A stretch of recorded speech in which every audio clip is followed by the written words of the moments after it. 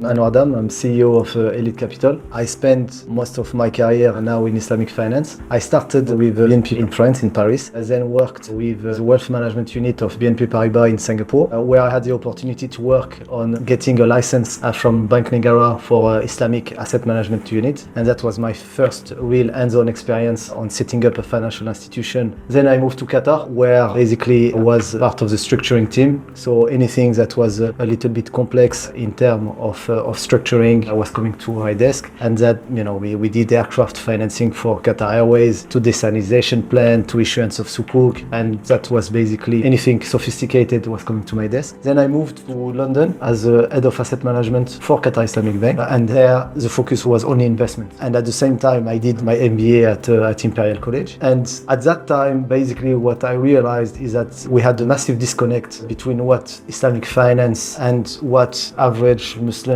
in Europe needed. I think the only institution that was close to actually, make it and doing something great was IBB. Then, they got recalled Ryan, but that was the closest, I think, where we got into a potential of getting somewhere. But unfortunately, the strategy changed from trying to be a retail bank for the Muslim in the UK and in Europe to actually a bank serving GCC investors and, GCC people, which from an economic point of view, it makes sense. It's low-hanging fruit. You have the database in the GCC, you have the assets in the UK, so it's you don't need to be a genius to say, okay, well, let me be the bridge between the GCC investors and UK assets. That's basically what most of the banks, Islamic banks, are doing today. But when you look at actually, dealing with the struggle of the average Muslim in the street, I see much coming through the years, and therefore, instead of continue my journey with a large Islamic financial institution and try to make it move, I just did create a fintech and build it up from the up, and this is basically how Elite Capital came into fruition. And that was quite an interesting time, because as we're starting the business, we had Brexit. The journey started in an interesting way. What problem or gap did you see in the market that led to the creation of Bayuti, particularly for Muslims looking for ethical and halal property investment? Basically, what I've seen in the market is that on one side you had Islamic financial institution, big banks that were dealing with mainly GCC or Southeast Asian investors, and on the other side you had, we'll say, 90% of them people that have the right intention but doesn't have the skills to actually offer, the right product to the right, people. And even today, when you look at the financial Islamic Sharia-compliant financial ecosystem, if you look at the background of people that created those institutions, I think I have one in mind that actually worked for an Islamic financial institution before and kind of knows what we're doing. All the others actually learning at the same time as they are doing. Yeah. And this basically, and we need to face the truth, is that when you look at the track record of the Muslim community investing in trust with people, you have more scandals and success stories. And that's why, I thought, okay, there is no reason why we can't actually offer a product. It's not here to run with your money or whatever, and offer a genuine Sharia-compliant product to the masses. And that basically is one of the first gaps that we've seen. And the other one, as we talked earlier, is basically on the home financing. A lot of people are struggling to buy their home. So you have part of the population that don't ask twice. There is some kind of fatwa that somehow says that it's okay. Then they just go and do it and don't ask more questions than that. And then you have other people that, even with Islamic banks, they are like, what they are offering, it's still debt, it's not interest, it's rent, but economically, it kind of works the same. I'm not really comfortable going into such a structure. So we saw a gap again on offering genuine Sharia-compliant financing as well as investment. And one of the first things that we did is actually get FCA regulated. So, we jumped into it straight away. We said, okay, if we want to do it properly, we need to have this, regulatory framework around us. And we got our license back in 2019, if I'm not mistaken. And right now we are FCA regulated, which again is an important feature because it doesn't protect you. It's not because a company is FCA regulated that you need to close your eyes and just go. But it's one of the checkbox you need to tick. If the institution is not FCA regulated, there is a massive question mark on what's cooking, behind the scene. And we've seen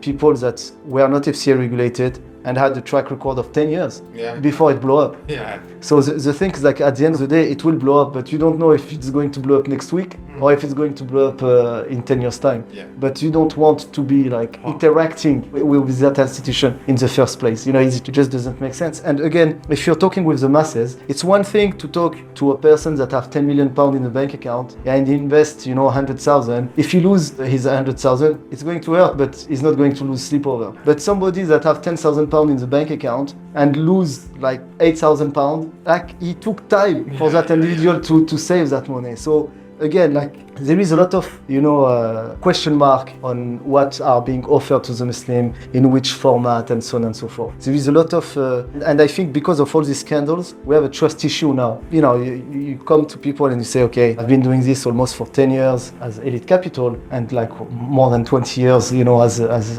in the industry, but people are still looking at you like, okay, like, I'm not sure, like, who is this guy? And Yeah. so there is a trust issue. All these scandals and this bad setup created trust issues. What specific Islamic finance model does Bayuti use for investment offerings?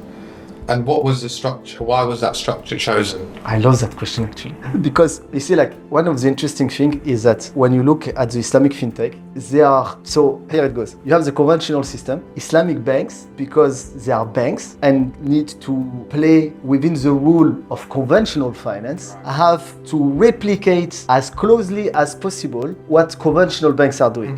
So this is why people are like, oh, Islamic banks, conventional banks, it's like, I don't really see the difference. Yeah. And it's like, there is a reason for that, is that they have to be like this because they are banks. So within the Islamic financial sector, you have banks and then you have asset managers and like so on and so forth.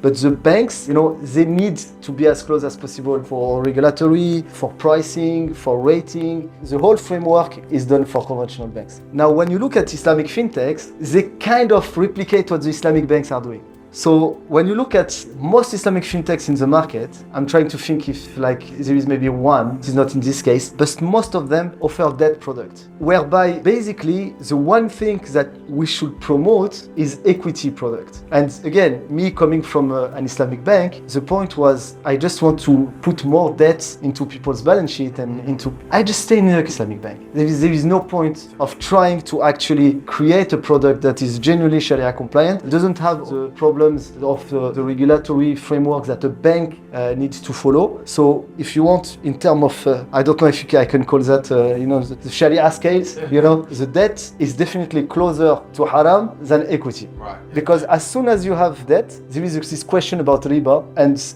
interest and are the contracts. Yeah. And the dirtiest, even though it's Sharia compliant, but the dirtiest way of doing it is commodity murabaha. Okay. And commodity murabaha, it's basically, if you look at the balance sheet of Islamic banks, it's full of commodity murabaha. And if you look at, again, like the products that you have in the market, most of them are debt-based. And if it's not commodity murabaha, it's a version, of that. So we decided from day one that we were not going to touch debt. So all our products, now we have two products, they are 100% equity-based. So we don't raise any debt. And that is, again, counterintuitive, because when you are in real estate, the one thing that, it's easy to do is to get debt on the asset. And these people that are not Muslim don't understand why you will not put debt into a real estate transaction. It simply doesn't make sense economically. You can make more profit and stuff. So like, even if you can discuss the level of debt, but not having any debt at all, that's like difficult to comprehend if you're not a Muslim. So for us, 100% of the transaction are equity based. So it's a Baraka structure. Even on the home financing, it's a part own, part rent. So co-ownership,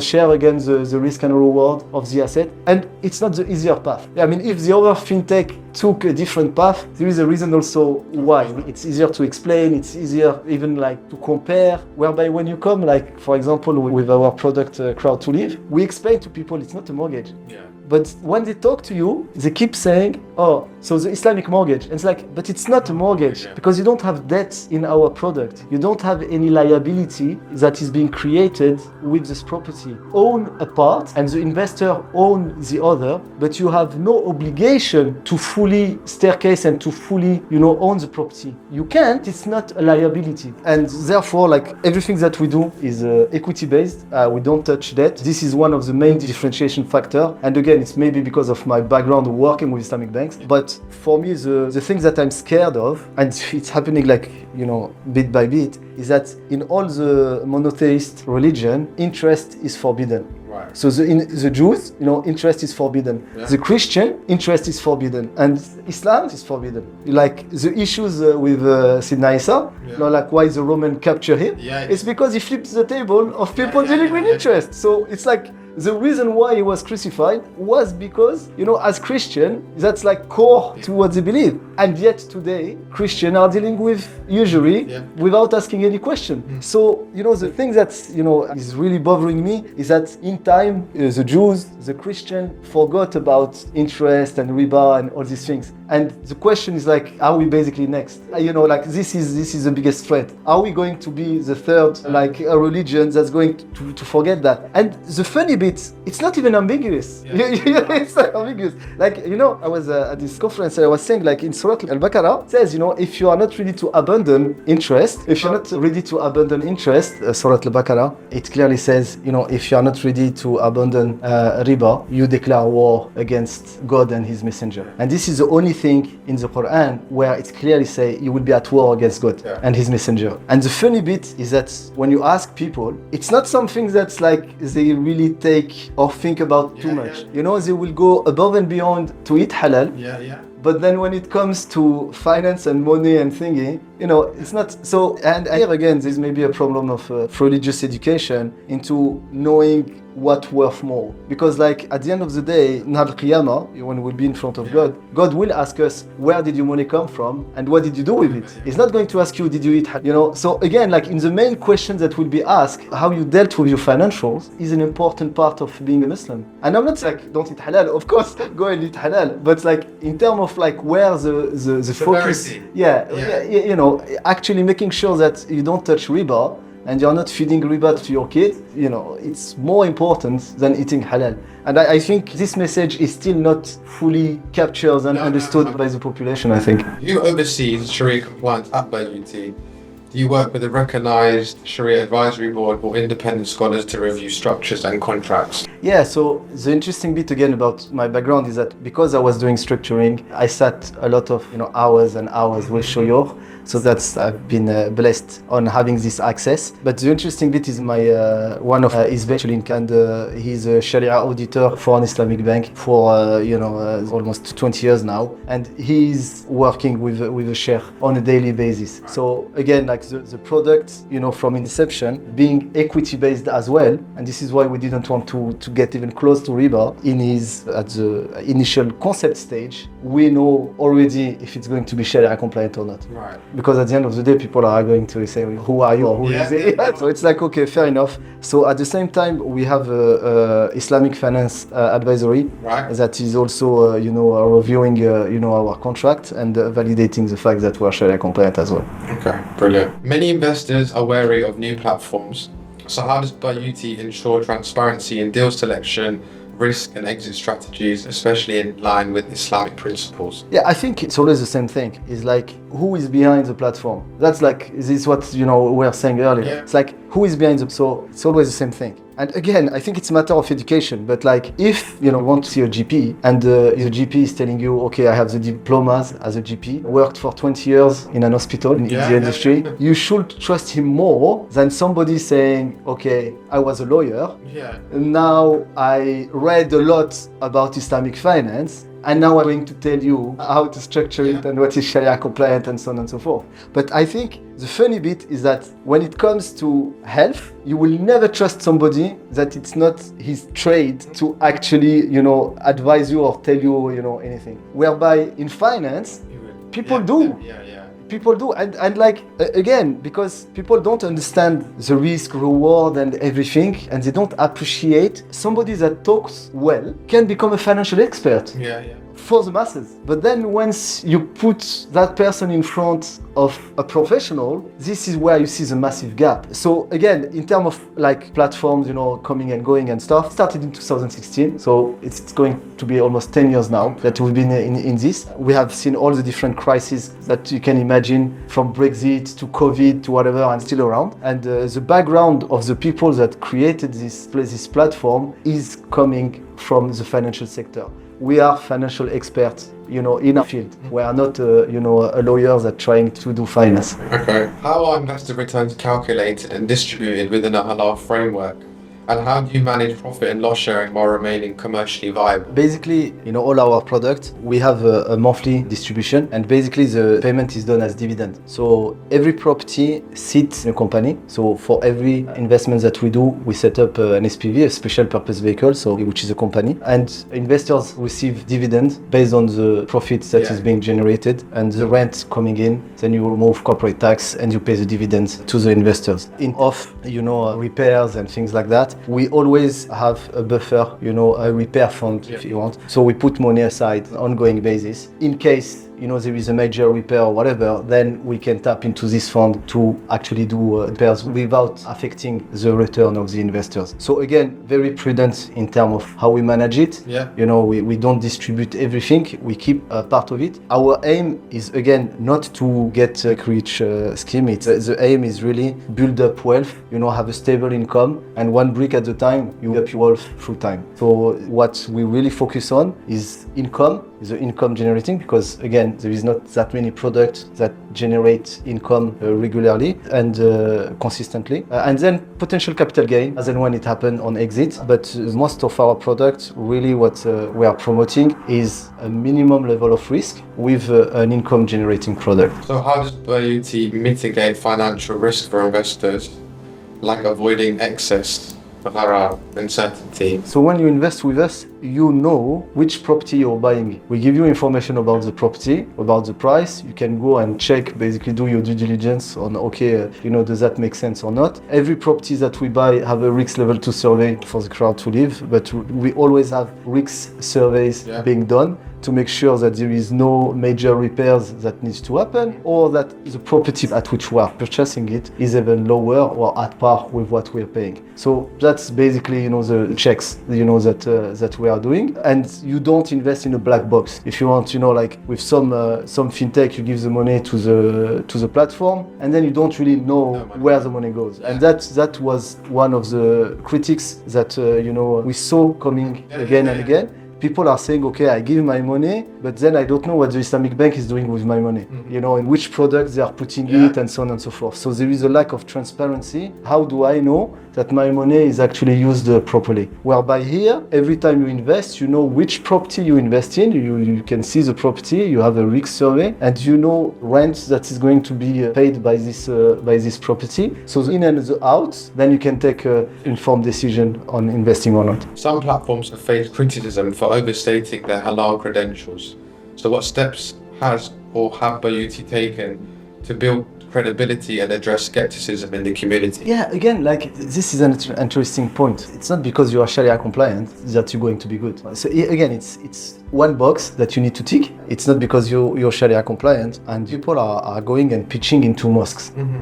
Does that make sense? I don't know. The jury is out. Personally, this is over-emphasizing on the Sharia aspect, of it. Right. So you need to have the education, that's totally fine. But pitching a product in a mosque, it's not something, maybe in the future, I will go and do it, I don't know. So far, it's not something that for me kind of makes sense. Right. We should not mix religion piece and investment and return, risk, and so on and so forth. Right. Yes, it's Sharia compliant, but at the same time, you need to attach your camel and making sure, okay, again, who are behind this product? Are these guys FCA regulated? What is their track record? What is the product that I'm investing in? I'm having discussion with people these days where they invested in one of those fintech, and then I ask, which instrument have you invested in? Yeah, they want. It's I don't know. I invested in a property. And I'm like, no, you didn't invest in a property. property. You invested into a debt product. Yeah. It's debt. You don't own the property. You have a charge over a property as a security,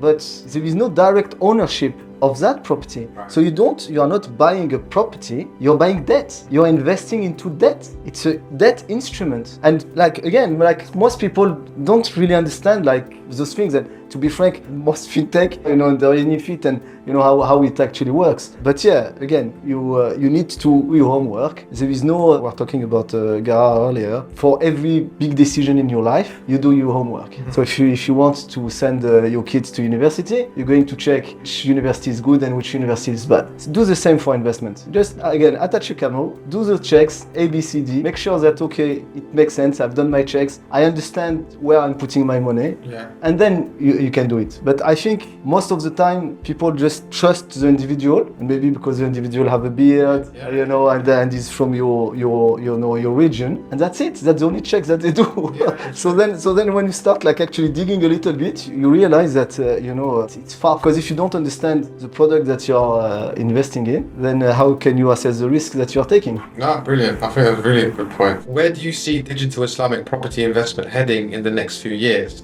And what role will Bayuti play in shaping that space? So we are definitely moving into a digital world. I think in terms of struggle on moving forward and the challenges that we might face, the scalability question. Right. Even with banks, when you look at the size of the market that they had, it has never been Islamic banks in the UK. At the top, might represent 2%. Yes. If that. So scalability is a problem, and this is why a lot of time people are criticizing the pricing of Islamic structure. Mm-hmm. The problem is you cannot compare with little corner shop. Pricing is intrinsically linked to scale. Of course, yeah. So if you want an Islamic fintech to be successful, it has to scale. And I would even push it to say it has to scale above the Islamic community. Because at the end, our product is Sharia-compliant, but that doesn't mean it's only for Muslims. Rahma, it's for everybody. So if we can have a person that is a non-Muslim and they are financing their property avoiding riba, so I think ultimately we will need to grow and scale beyond just the Islamic community, and we want to be at the heart of it. And again, to finish with what we started is basically what we want to do at Bayuti is really offer the average people Sharia-compliant financial product. Housing is the biggest one, obviously, but students loan is another one. Car financing, another one. Any white goods purchase, all of these things. And I think ultimately, once you crack the real estate bit, you crack the biggest that there is. But that's just one big problem. Yeah. And if you do this, we started with the biggest one and the toughest one, and it takes time to make it a success. But once that's done, then I think the velocity of improvements and burst of new product will happen from initial base. But you need to get a success on the initial base first, so you'll be able to basically sponsor all the other products that people need in their day-to-day life. Because the amount of debt that we have in the economy today is not a Muslim problem. No. It's it's literally everybody. The government is putting so much debt on our personal balance sheet. So you're born with debt, then you go to uni, you put more debt, and then you buy a house, you put more debt, you buy a car, you put more debt, and then you are a slave because you need to just work to pay all these debts. And we believe that Bayuti have a role to play to create an alternative to that. What's one thing that you think is important to talk about? Because I want you to bring something that all the other Islamic fintechs or organizations wouldn't necessarily want to speak about. No, I think, like I said, the background of who is the founder, that I think it's always something that, is the debt bit. We talked about it again, putting more debt. Islamic fintech. Yeah, so it's fine. More debt.